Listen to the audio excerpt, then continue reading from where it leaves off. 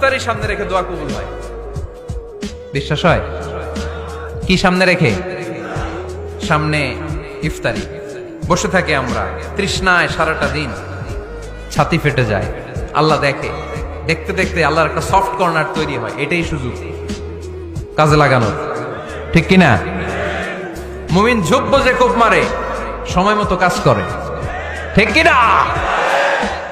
আল্লাহ তখন ফেরেশতাদেরকে জিজ্ঞেস করে, এই ঘটনা কি? খায় না যে? খায় না কেন? আল্লাহ রোজা রাখছে।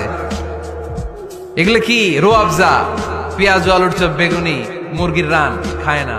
খায় না কেন? ওরা যে ক্ষুধার্ত। আল্লাহ আপনার ভয়ে। তাই কি চায়? আল্লাহ আপনার কাছে ক্ষমা চায়। ক্ষমা চায়, আল্লাহ রহমতের দরিয়ায় জোশ খেলে যায়। আল্লাহ তখন বলে, আমারে দেখছে নাকি ওরা? ফেরেশতারা বলে, না দেখে নাই। আমার জান্নাত জাহান্নাম দেখেছে? না দেখে নাই। আমারে না দেখে, জান্নাত জাহান্নাম না দেখে আমার এত ভয় করে। যাও, আজকের এই রোজার বিনিময়ে এখন বান্দা যা চাইবে সব কবুল করে নেব।